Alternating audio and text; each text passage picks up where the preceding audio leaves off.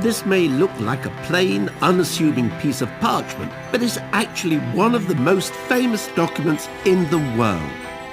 Magna Carta, meaning the Great Charter, has inspired people across the centuries, from Thomas Jefferson to Mahatma Gandhi.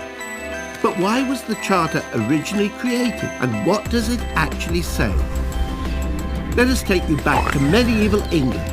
It's the year 1215, and the ruler is King John. Many people believe that King John was one of the worst kings in history. He imprisoned his former wife, he starved his opponents to death, he allegedly murdered his own nephew, and pulled the beards of the Irish chiefs. King John had imposed heavy taxes on his barons in order to pay for his expensive foreign wars. If they refused to pay, he punished them severely or seized their property. The barons demanded that King John obey the law. When he refused, they captured London and John was forced to negotiate. The two sides met at Runnymede in June 1215. The result of the negotiations was written down by the king's clerks into the document we know as Magna Carta.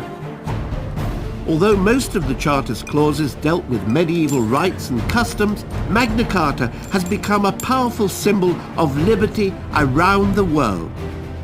The most famous clause, which is still part of the law today, for the first time gave all free men the right to justice and a fair trial. No man shall be arrested or imprisoned except by the judgment of their equals and by the law of the land. To no one will we sell. However, this clause was not as liberal as it sounds. The Charter only applied to free men. The vast majority of people in 1215 were unfree peasants who were ruled over by their landowners.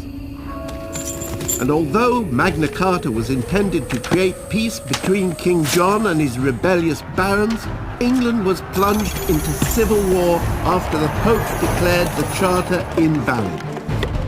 When King John died of dysentery in 1216, 9-year-old Henry III took to the throne. To keep the peace, Magna Carta was reissued several times during the 13th century, until it was finally made part of English law. Magna Carta has lived on for 800 years and is echoed in the United States Declaration of Independence and the Universal Declaration of Human Rights. Perhaps Magna Carta's most important legacy is that everyone, including our leaders, must obey the law.